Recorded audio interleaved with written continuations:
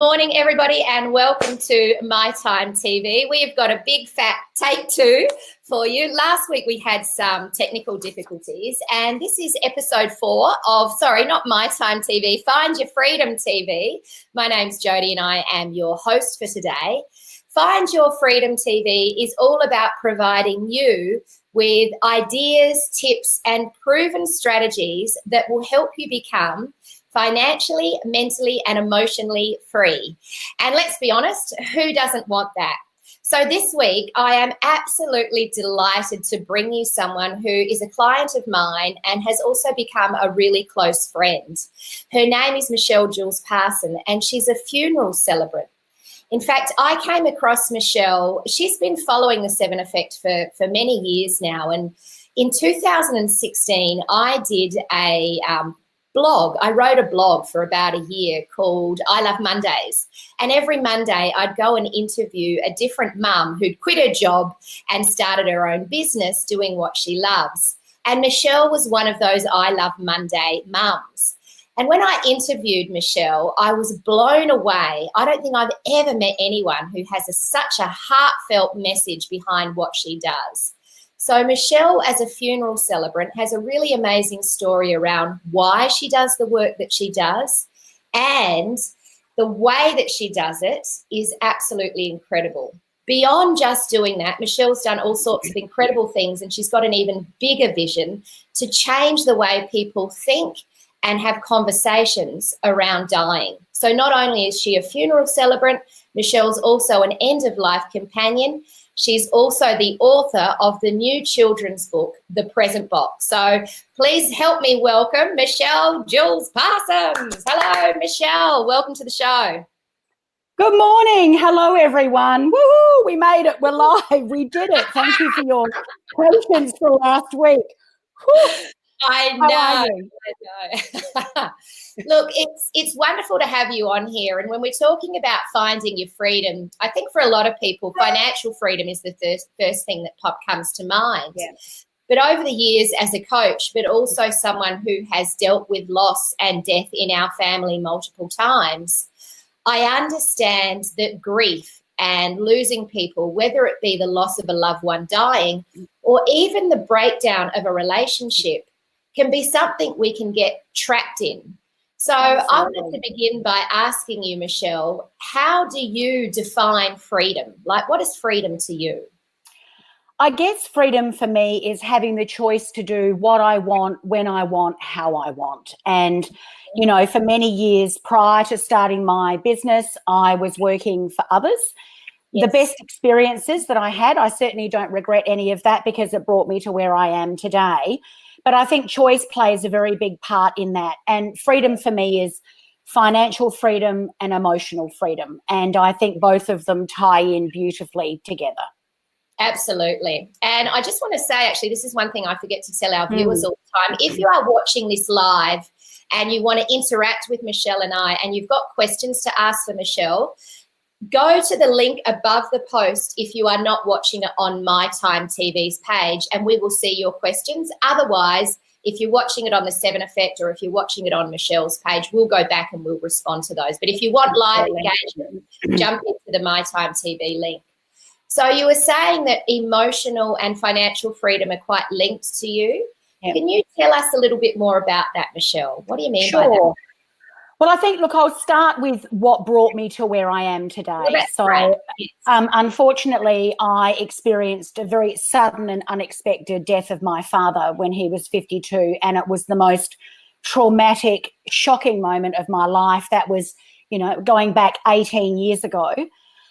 He died of a blood clot, deep vein thrombosis, so he was here for 2 weeks with the birth of my son, went home to Western Australia, and bang, he was gone. So the stress and trauma and emotional trauma that I was dealing with was horrendous. The shock factor was huge.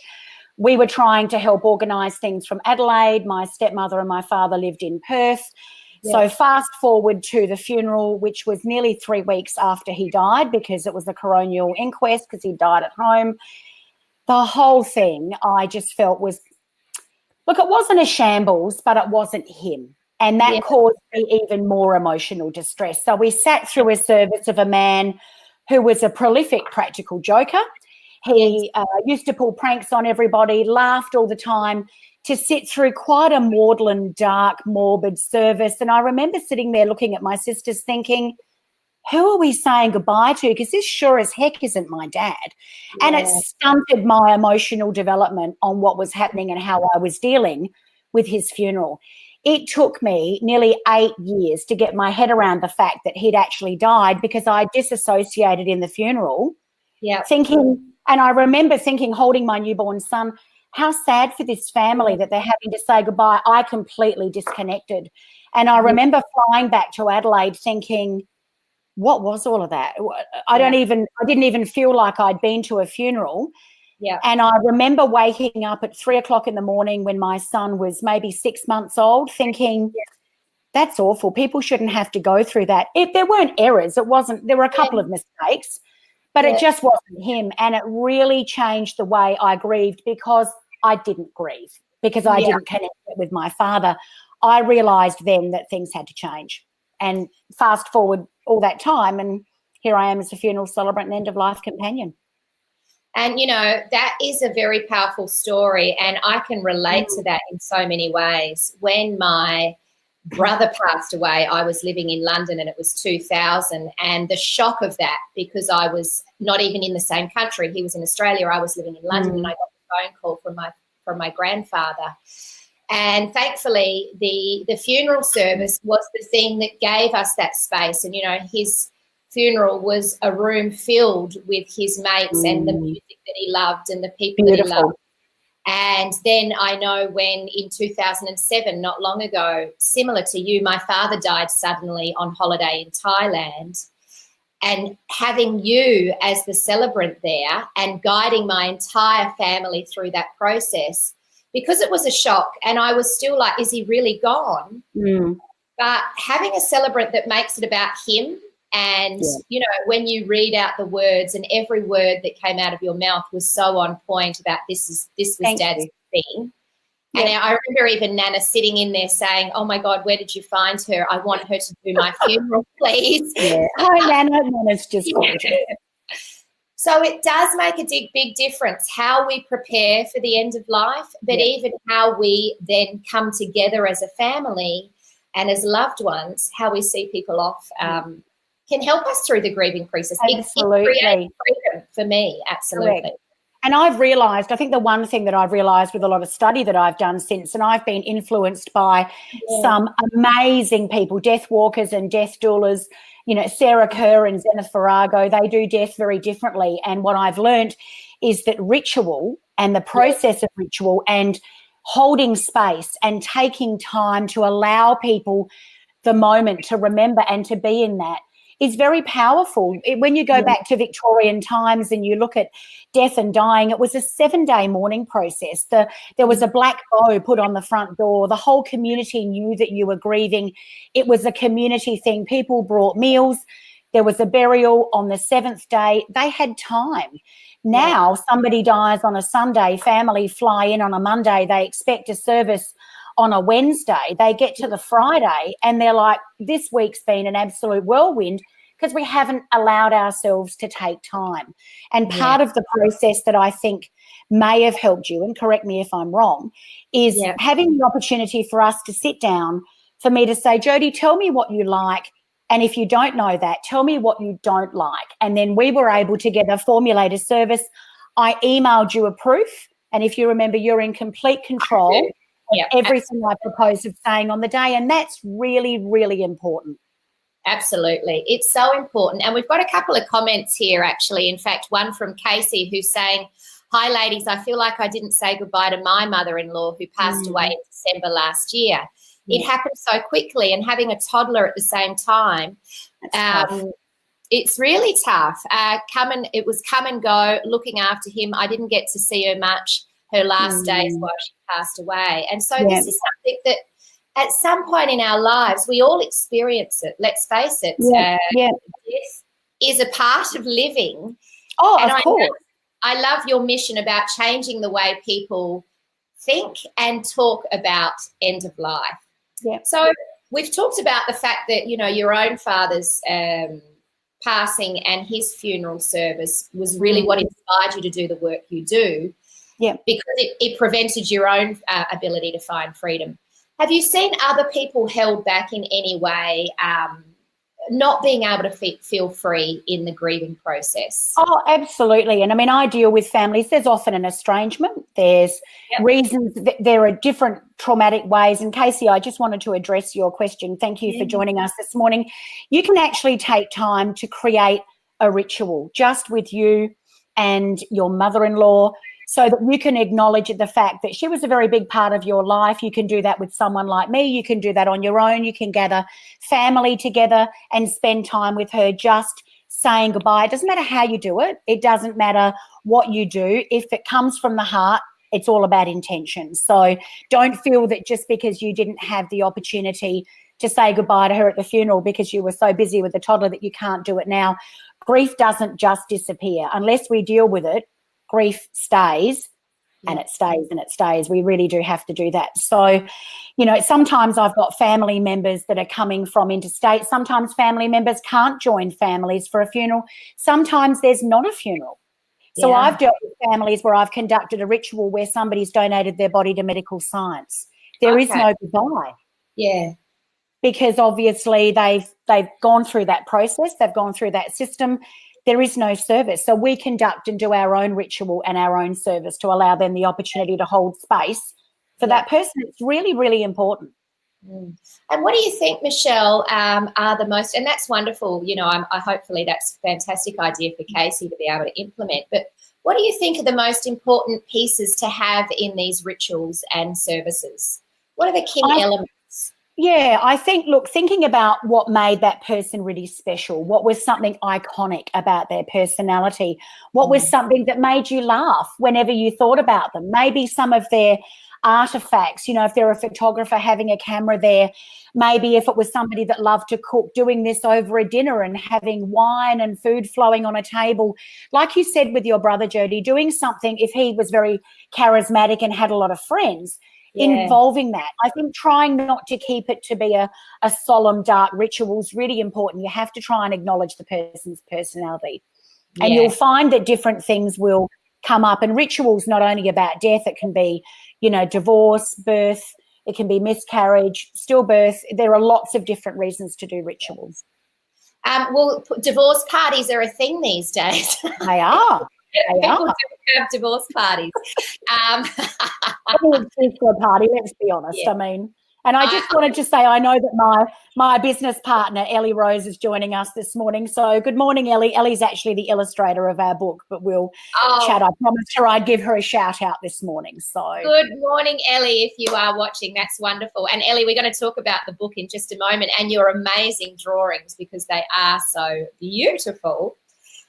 So what I wanted to talk about now just briefly is, you know, how does one prepare for the end of life? So you're not only a funeral celebrant. I think what you've done is now expand that service and do something that many funeral celebrants don't do, really create that journey towards the end of life. So what are your tips around making this tidy and why is it important, do you think? Yep.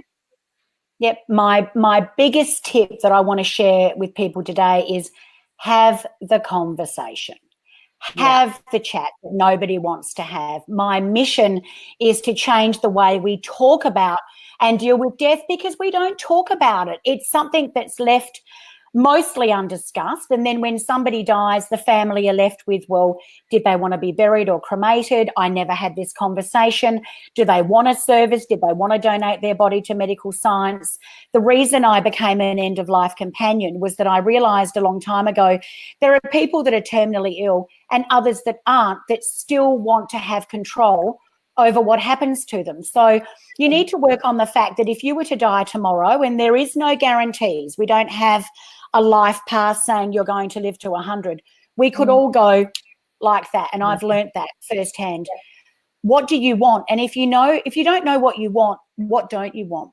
Do your family know what you don't want? I'm in the process of developing a product that will help people get their life and death in order for a very reasonable amount within 24 hours, and that will be coming later this year. But, you know, I meet with families all the time and I say to the clients, tell me about your life. Tell me what you envisage when you die. Tell me what it is that's important to you, and talk to your families about it.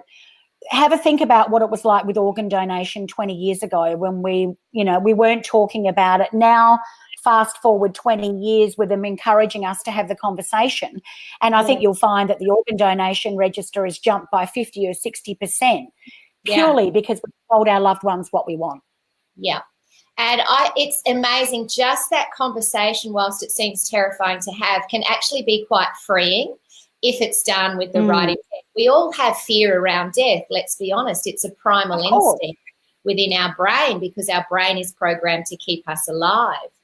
But the reality is, once we get comfortable with having these types of conversations, there becomes freedom in that. So it's really important, the work that you do, Michelle, and not just from a perspective of the service itself, but the movement that you are wanting to be a leader within around celebrating the end of life. Because I was watching something the other day, and I can't remember what it is, and it reminded me a lot of you. It said that often people get caught up in grief because they spend so much time focusing on the loss of not having the person with them anymore. Correct. Rather than remembering the blessings of every moment that they had them. And if we shift our mind, and it's positive psychology 101, focus on what we're grateful for in life, and we are happier, it's better for our well-being.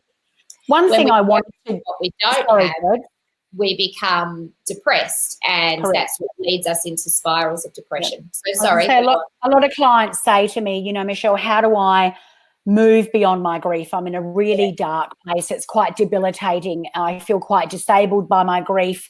I can't function. I wanted to point out there's a Rhonda Byrne, the lady that's written, you've probably all heard The Secret and The Power, has a really wonderful intake about life. And she says, as humans, we're human beings. We're not human beings. So when we die, we continue to be in a source of energy. The reason that we can't see or sense that loved one that we've lost when they die, is because they're on a different frequency. They're on a frequency of love, and you can't access the frequency of love when you're in a very dark, alone, sad place. So it's trying to remember and acknowledge what it was that was special about that person to get you to the frequency of love. And you can do that by, being grateful for things. I know one of the things we're talking about today is gratitude and moving forward with your life. Trying to even think of 3 things that you're grateful for about that person a day will change the frequency of the level of energy that you're on and move you forward. Grief is really tough. Grief is hard, and it's a process, and it doesn't happen overnight. Some people grieve weeks, months, years. It's an individual thing. There's no textbook case. No. And I think that's a key thing, is giving yourself permission. Often guilt gets caught up, and guilt is one of the biggest barriers to feeling free. When we hold guilt, we can't feel free. So what do you think? Do you have any tips around, sometimes even at services and funerals, people think, oh, we're all here having a drink and having a laugh, but then they might get caught with a wave of guilt about, my goodness, am I allowed to smile now that my loved one has passed? So have you got any tips around guilt, grieving, and, losing somebody? Sure have. One of the things that I say in my services, and look, let's be honest, not every death is a wonderful death. Some people are murdered. Some people take their lives. So there are lots of different circumstances. But in the circumstances where, the family are comfortable to celebrate a life, I always say at the beginning of my services, please try to smile when you think about them. Laugh if and when it's appropriate. Today is going to be a real recount of their life. There can be great beauty in death. There can be humour in death. My dad, and I'm sure my sister watching, Amy, will remember, he was a prankster. He was a practical joker. And, I don't feel that was injected into his service. It was a very serious service. I mean, there were nearly 600 people at my father's funeral, and it just wasn't him. And the fact that it wasn't him meant that my grief was stunted. So it's about really being honest with what you loved about that person and remembering what it was. What were their characteristics that you loved about them?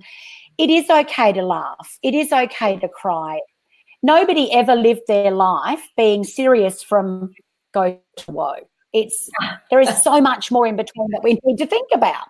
Absolutely. I mean, I'm hoping my service won't be a maudlin dark. In fact, I joke with my husband all the time saying, you know what, my service is going to be on a USB. I might even record it and do it myself so that I can greet everyone and go, hello, possums, after I've died, and you can all be there and we can do it together, because I know what I want, but even more so, I know what I don't want.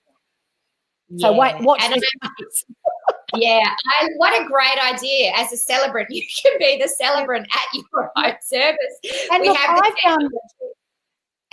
I've done a couple of living funerals for clients, and this is very prolific in America and Canada and the UK, not so much in Australia. We're a little bit more staid.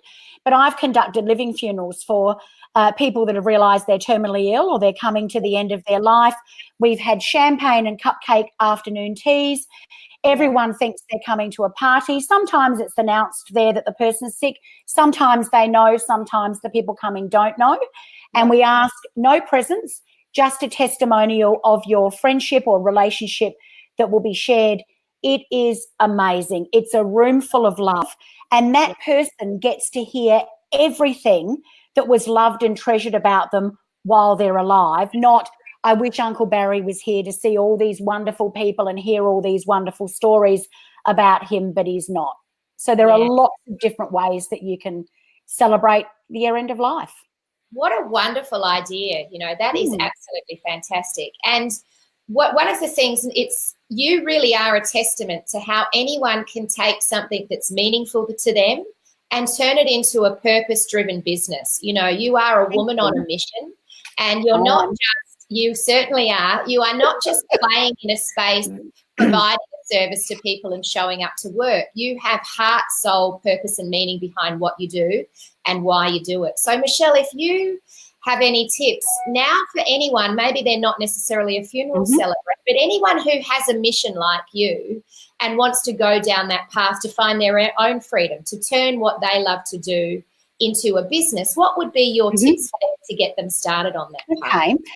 Well, when I decided, I was actually in fundraising, so heading up marketing and fundraising for not-for-profits, and I just was very tired of asking for grants and money. And I knew, I've known since I was a child that I was very comfortable working with death, and had said to my husband, this is my retirement plan.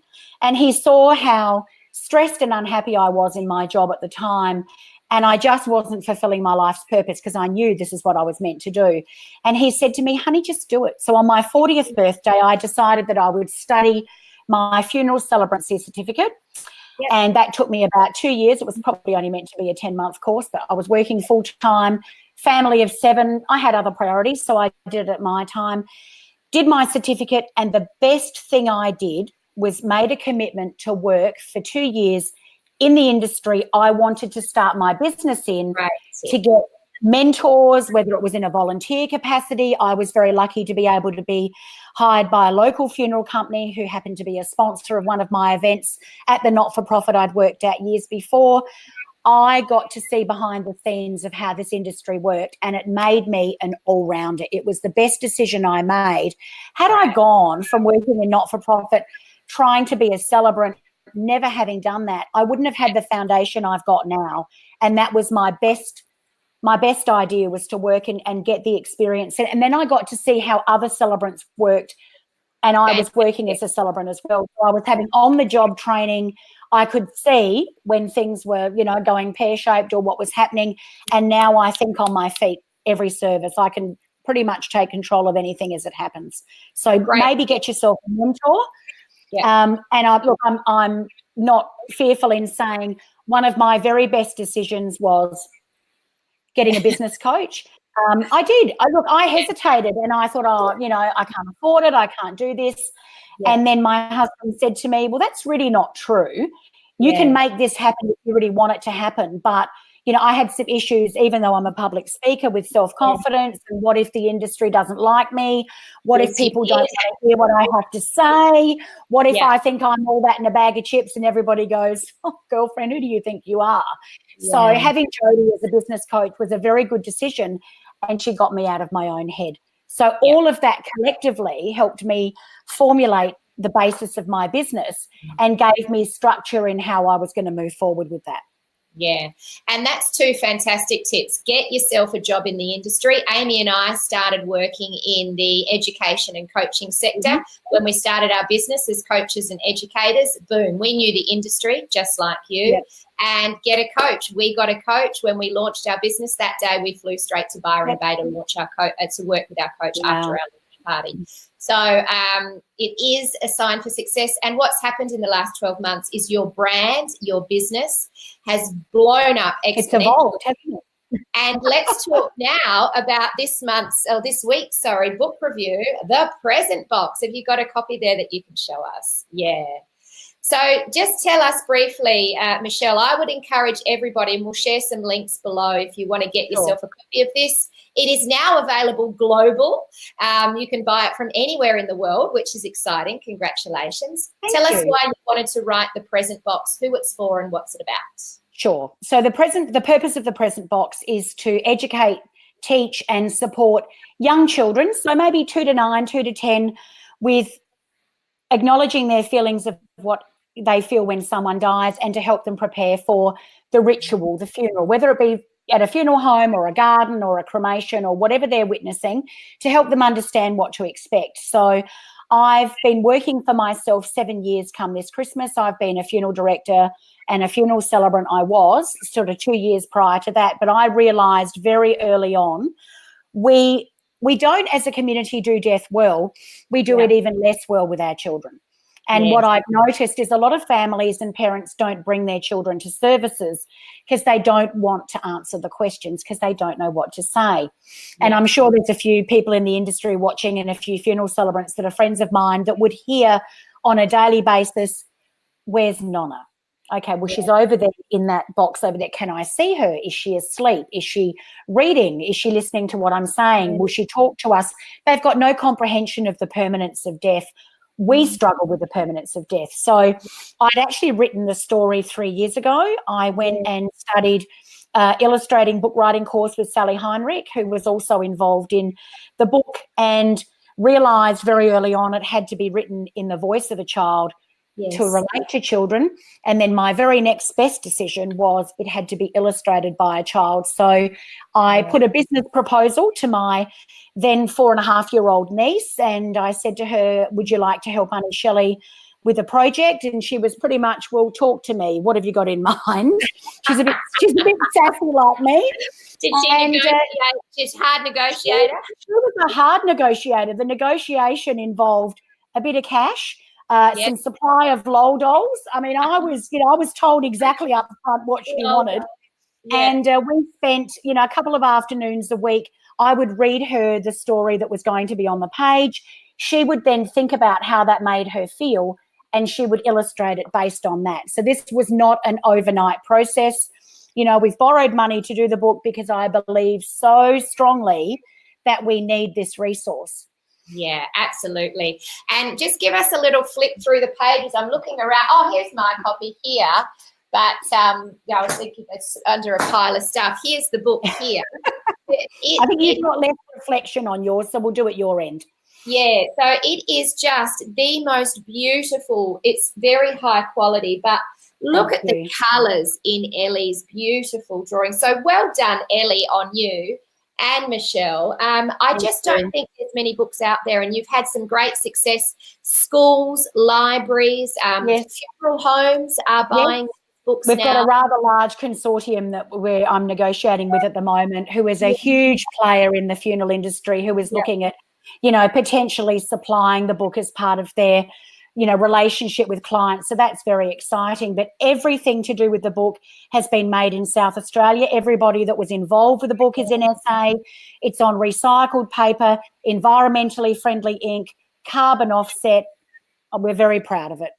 And you hold it and you feel the quality, but you also feel the love in this book. So there's a lot of love in that book. There is a lot of love from Ellie and from Michelle and from all of the people around you, which there's some beautiful dedications in the front. I feel very honoured to have made the dedication. And you're one of them. Well, thank you for that. But it's such a stunning project, and I love that you've got out of your head now, Michelle, and you really are owning the space as a leader in your sector and a game changer who is now on a mission in a fearless way, because that was the thing that held you back for the first 6 months of our journey was like, but Jodie, I was in my own head.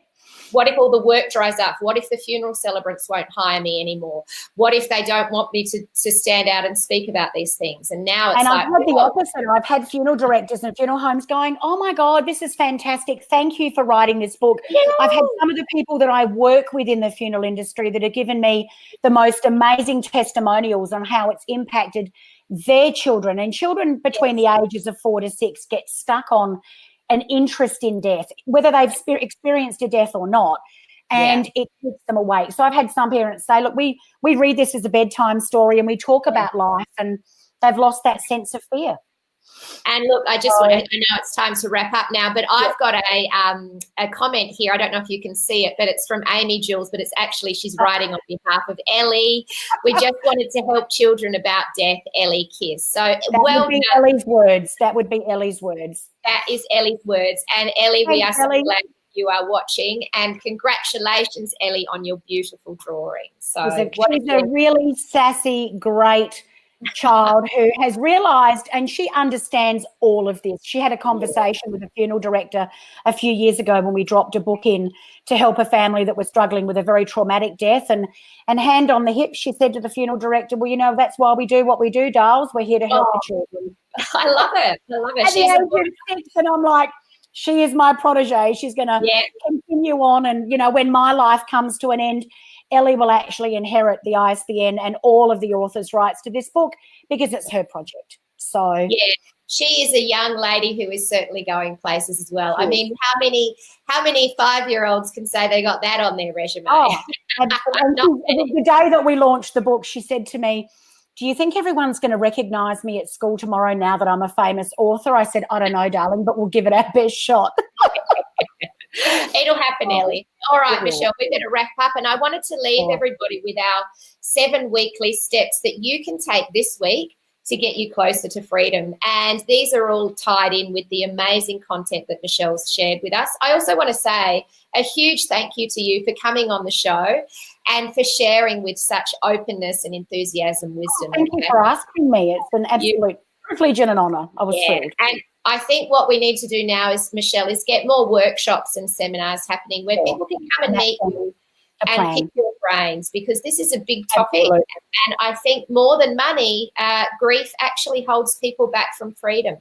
Correct. I think you got to heal the grief before you can focus on the money. I really do. I think it's step 1. So here are your steps, everybody, this week. I want you to reflect on life with love instead of fear. And Michelle said it beautifully. We've got to get on that same vibration. Feel the love, let go of the fear. Step number 2 is count your blessings and focus on gratitude. Now, this is Positive Psychology 101, and Martin Seligman talks a lot about that in his work, in particular the book Flourish. The way we flourish is to be grateful. Step number 3 is embrace forgiveness. When people die or relationships break down, sometimes we hold on to the anger, even maybe if it was a horrific death where someone felt that it was at the hands of another person, a murder or a mistake that's happened. Holding on to the anger of that doesn't help you find freedom. A quote that gave me freedom was, holding on to resentment is like eating poison and hoping the other person will die. Doesn't work. Doesn't work. Doesn't work. Number 4, energetically and emotionally release yourself from pain. And that really is a process. As Michelle said, there is no cut and paste formula. Some people can do it in a matter of days or weeks. Other people may take longer. But allow yourself to go through that in a freeing way. Find your own version of faith. Doesn't have to be a religion, but I think faith is an important thing to understand. All it is believing in the possibility without having the certainty. That's what faith essentially means. Number 6, get your affairs in order. Now, when I was please have the conversation. When I was talking to Michelle about her next big project, which is, are we allowed to say the name of it? Yeah, we can say the name. It's the trademark. emotional will kit. And I think this is going to be huge.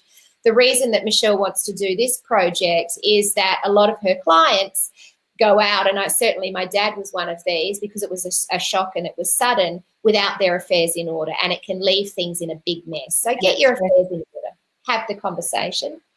And number 7 is always, folks, take daily action towards freedom, and you too shall become free. Thank you so much, Michelle, for joining us. Thank you, everyone. Have a wonderful week finding your freedom, and we will see you back next week, same time. Until then, live life by design. See you. Thanks, Bye, Michelle. everyone.